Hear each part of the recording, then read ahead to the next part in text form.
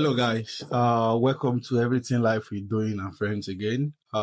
This is Doing actually presenting the second episode of Everything Life and Everything Life with Doing and Friends. Today we'll be talking basically about friendship and how friendship has evolved over the years, even in adulthood. So today with me, I have a very important person. It's more or less my brother. Wale is here, and another person with me again is a big man. I'm actually meeting him for the first time, and to be honest with you, we eat it up right away. His name is Mayowa. Welcome, bro. Thank you for having me on the show. Thank you. So I'm actually not gonna be the anchor for today. I'm definitely gonna be the receiving end and like be answering questions and all that. So I'll pass the mic to my amiable brother, Wale. Hello, everyone. So we're going to be going through some series of questions. I'm just going to be asking Doyin and Mayowa about some questions I have right on my screen here, and you guys are going to enjoy it definitely. Yeah. So on the scale of 1 to 10, how prepared are you guys? To be very honest with you, I mean, it's more or less like a discussion. No one is an island of knowledge. I actually don't have the whole knowledge of a thing settled one place. And the same thing with Mario. So definitely, we'll definitely put in our best to answer as best as we can. Exactly. Okay. So I have something interesting on the screen. Okay. So, which is like the evolution of friendship, and in your own view, Yeah.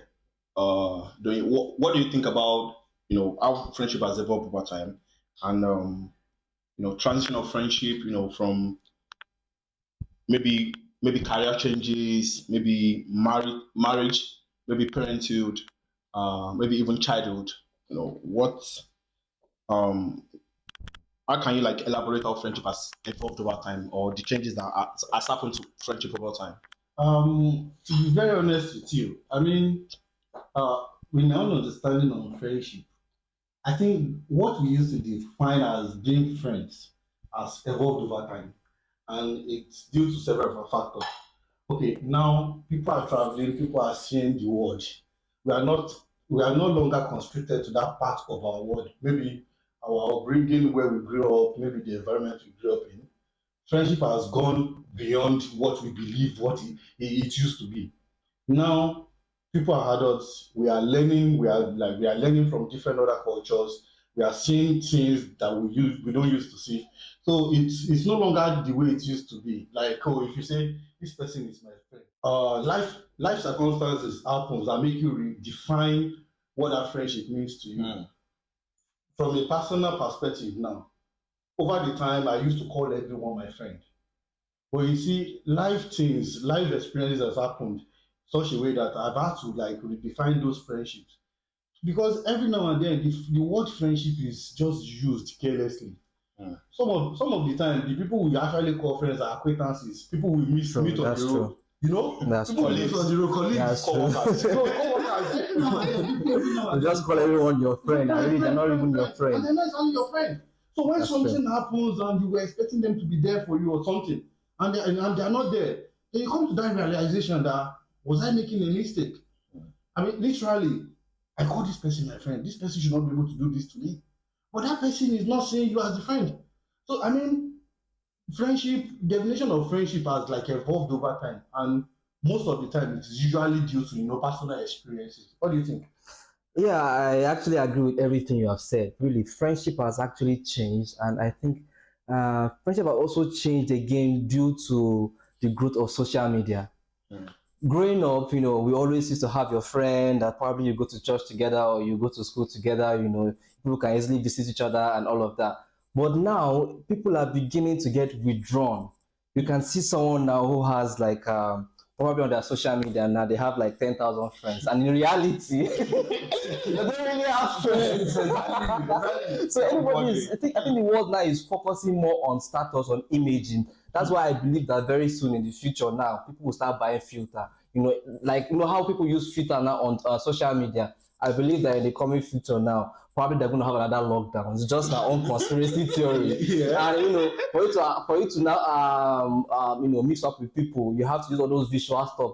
I think they're even launching those visual stuff this year from Mark Zuckerberg and all of those things. So people will start using. I don't know if it did. It just feels like people are beginning to pull out from each other. People don't really have that genuine connection like how it used to be before. Yeah. So sometimes, like you said, you might call everybody your friend, but they're not really your friend, because at the end of the day, people end up making friends with people who they don't have the same life goals, who they don't have the same value system with, and it's just what it is. Everything about the world is changing very fast. Yes, I think you nailed the question very well. So another question I have on my screen is maintaining meaningful connections, which I think personally to me is very, very important. Like I would, my own should I say mantra is whatever friendship you build today is what you call connection tomorrow. Yeah, definitely. So if you don't maintain your friendship over time, people just say, "Oh, I'm this person's friend," but you look at the long time of that friendship. That friendship. So what do you have to say on maintaining meaningful connections? In terms of sustaining friendship and in terms of letting go as well, because I think Would you like to go first? Yeah, I think when it comes to friendship, it has to be mutual. If you call someone your friend, I think you should be willing to make some sacrifices with them. Like for example, now this is one of the things I like with the kind of friends I have. Like if you go out, even if someone decides to pay the bill for you, next time when you are going out, you should be also able to sacrifice for everyone. It should come from everyone. It shouldn't be like you are only the one milking from everybody. You should actually be also providing support value system.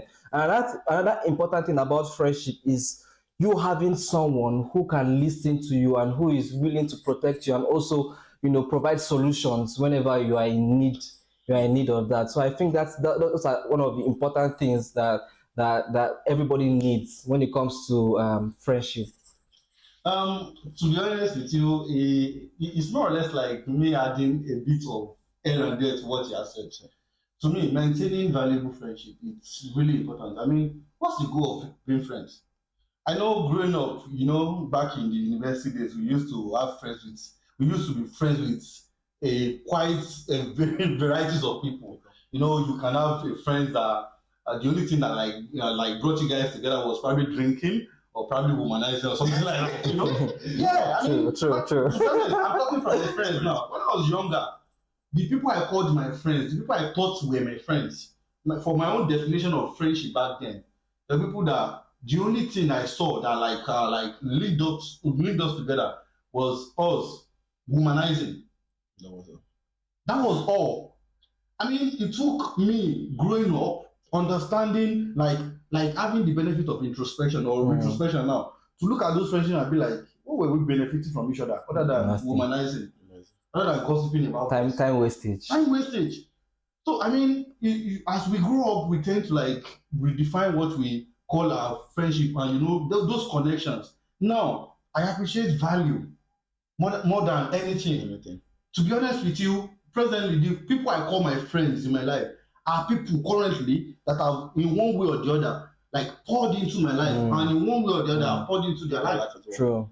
So I mean, to me, maintaining very sustainable friendship, it goes beyond just calling somebody your friend. It requires you putting in the work, putting in the effort, being a solution into their life. Not just I mean we can bant, we can gossip, we can do all those things. But I mean, at the end of the day, do we have value to each other? True. And that's the important thing. Hope you guys enjoyed the show. Thank you guys for just doing justice to that. And Maya, what do you think are the challenges in adult friendship? As you guys today, this 21st century, or let me say the Gen Z century, distance, busy schedules, Exactly. different priorities. Life is happening. What do you think are the few challenges in adult friendship, and what do you think are the strategies we as adults can adopt to overcome these challenges? Wow, just like you actually said, I think one of the thing is this: the fact that we are growing, our responsibilities are also growing. Mhm. So because of that, we tend to want to put our focus on things that actually matters the most. And sometimes we get so carried away with work that we forget to actually live life, because life happens to people differently. And also sometimes people travel, like there's a popular Yoruba saying that 20 friends cannot be friends for 20 years. And it's due to circumstance. Sometimes there are some people who you think are friends, and the moment you are getting successful, they tend to pull back and start hiding away from you. Another challenge may be again that some people might travel, and when they travel, they might be like time difference and different busy schedules and all of that. But I still believe that if you value someone, you are still going to make out time to check up on them. Even if your work is really that hectic, at least you should still make out time to check up on your loved ones, because everyone has feelings. At a point in time, if you feel you don't need people, there'll be a time you're going to need people. Because as human beings, we are social animals. Sorry to use the word animal, but we are social. Yeah, you cannot be alone. Exactly. You depend on people. Exactly. No You need people. So no matter how tight your schedule is, no matter whatever you are going through, you still need to keep that friendship. Because the thing is this, like they say "omi leyon." Let me give you what it means in English. It means that human being we're like water. You don't actually know where you're going to meet someone in future. So the moment you build good relationship with people, I have some friends. We don't talk every time, but whenever we talk, we actually still catch up like as if we'll be talking together. Because that's where maturity comes in. Because we all understand that this person is busy, this person has life challenges, this person is married, this person has their children, they have different things going on. But whenever you have the time, whenever you are free, you need to make out the time yourself. Reach out to these people and make sure you keep that good connection. Sometimes, like we were gisting earlier, sometimes what you just did is information. Probably you have something in your mind, but if you don't have someone to share it with, that way they keep saying two heads better than one. Only you cannot. A tree cannot make a forest. You need people. So sometimes you need to have that close inner cycle. I'm not saying you should have too many friends, but you need to have those people that you can trust, that you can actually share life journey with. Thank you for doing justice to that question, Mayowa. Do you want to think about quality of friendship over quantity? Do you believe in a lot of friends and no value for those friends, or do you believe in just a small circle and those are the ones you can run to? Like, there was a time on WhatsApp, I think I saw one of my friends status. It was like, if you need 500,000 right now, who can you call? And I was like, if you can look at all the WhatsApp status and there's nobody that can give you 500,000, then you don't have friends. Yeah, your to be honest with you, I kind of buy that idea. I kind of buy that philosophy, but I kind of disagree again. See, fingers are not equal. True. So I mean, okay, let me. I like to use myself as an example when I discuss anything that has to do with life, friendship, whatever. See, I have, let me say, about 7 people I call friends. Like 7 solid people I call, okay, these are my friends. And I'll tell you something. See, my friends are all doing well. Yes, we are not all where we want to be yet. But you see, I value their ideas. And see, over time, I've grown up to understand that. See, I used to be this person that burned bridges a lot. I mean, you fuck up, I cut you off. I don't have time. No. I'm being honest. Yeah. It's not as if I'm perfect myself. But I feel like if you do me bad, bye. If I call you my friend and you do me bad, bye. There are some bridges I've burnt that till today I don't regret it. But you see, when I look at my friends, I see that they are all doing well. Yes, we are not all where we want to be yet. But you see, I value their ideas. And see, over time, I've grown up to understand that. See, I used to be this person that burned bridges a lot. I mean, you fuck up, I cut you off. I don't have time. No. I'm being honest. It's not as if I'm perfect myself. But I feel like if you do me bad, bye. If I call you my friend and you do me bad, bye. There are some people that in recent times, I've been trying to like learn more about life and learn more about people, and I kind of come to the realization that every of my friends have something valuable that To they offer, contribute. yeah. Yes. So like it takes you understanding that value system for everyone. See, I have a friend that I cannot relate with when it comes to money because to me he's way too greedy. But that doesn't generally make him a bad person. True, that's true. Yeah. There are some things again that he's good at. Yeah, like no one is perfect. So that's People no one have is their perfect. shortcomings. Exactly. And the same way my friend will say something about me and say, oh, Doyin is good at this, but Doyin very bad at this one. So apparently, me, I value quality of friendship. See, recently on my status, I know a lot of people that have seen my status be like, what does this guy mean? 2023 taught me something, and it is the quality of your relationships. It is very, very important. Yeah. You need to like surround yourself with valuable relationships. You don't just call everyone your friend. You don't just make friends with anybody. Yes, it's good to socialize. It's good to be a social bird. But to be very honest with you, 2023 showed me that you need quality relationship. See, I've like been in situations as recent as last week. I've been in situations whereby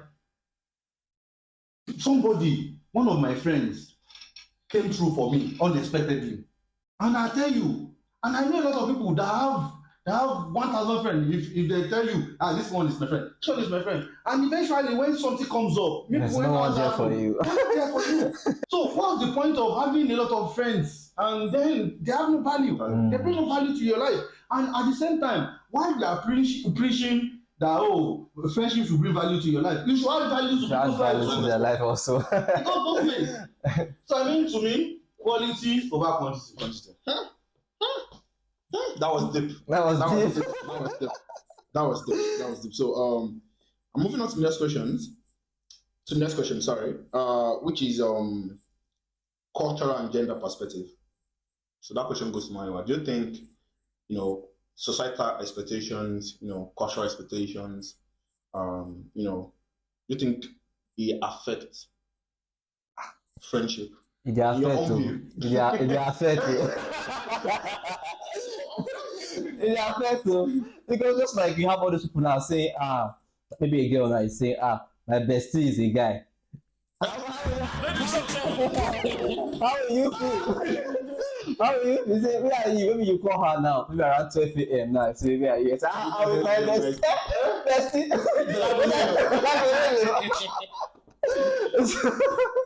So that also, so sometimes it's very hard, for opposite sex, to have that strong friendship as they grow older. When you are younger, it's okay, but the moment you start getting older, it becomes very risky because I think everything about the world now is becoming very sexualized. So probability of them I don't know what the word to use it. Probability of them making a mistake now is very high, and also I've gotten to realize that some people, when they get married, they have this habit of cutting off people. Friends. They feel like, oh, okay, now we are now together. We have to cut away everybody. Just like I said before, you don't just cut people out. You don't just cut bridges. You don't know when next you are going to meet them. And if you have put yourself in their bad books, when you need them, don't be able to come for you. Most of the people we are seeing now who are presidents, who are governors, they all had friends. So imagine if you are the one who caught Barack Obama or when so you are definitely on your own. Or just like when Tunde not had the music career issue, you cut him off. Look at him now. He's now a kingmaker. I used to know him. Yeah.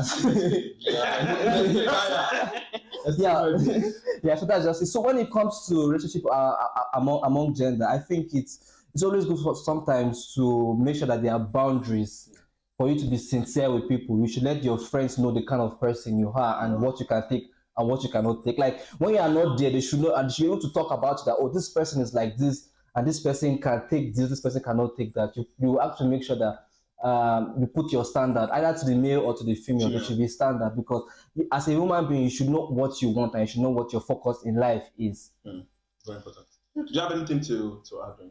To be honest with you, he has like said everything. I mean, as we grow older, societal expectation of what friendship should be, of what friendships are, it like keeps evolving. There are, see, societal differences, cultural differences affect friendship in a lot of ways. I personally, I have been friends with people from diverse cultures, diverse background, and to be honest with you, I kind of like it when I'm like relating with people from other culture, because in one way it presents me the opportunity to learn about their culture, to learn what their value system is, to learn what they like, what they've experienced in life. But at the same time, it's a bit difficult, it's a bit dicey, because you are dealing with people with different orientation. When How do you know when you cross a line? How do you know when you are stepping out of their boundaries? So I mean, it's a bit dicey. I mean, it's like requires a bit of emotional intelligence on our part. Yeah. To really navigate those. And I think like, let me just merge this question with what we're talking about. What do you think should be the qualities, as regards good friendship? From what you just said now, I think for me it's about communication as well. Yeah. Because you're friends with somebody, say maybe from another tribe or from another city, and you're unable to communicate with them. Maybe if they offend you, because we're friends, we'll surely offend each other. Yeah. So, as joining that to societal expectations as well, some people feel like people from this part of this thing, what they get angry. Yeah, I think stereotyping. I think that actually plays a role also in like destroying friendships, because people stereotype. I remember I was having a conversation with a very close sister of mine yesterday, and she was talking about a certain past experience, and she was like, "Ẹ̀yin Ondo." Like she was like, "Ẹ̀yin Ondo," and like I can understand the angle where she's coming from, because she's talking from personal experience, which was quite terrible. And but I mean, being from Mondo does not necessarily make you a bad person. Yeah. Being from Ibadan does not necessarily make you a bad person. Or Ekiti, they say we have Agidi.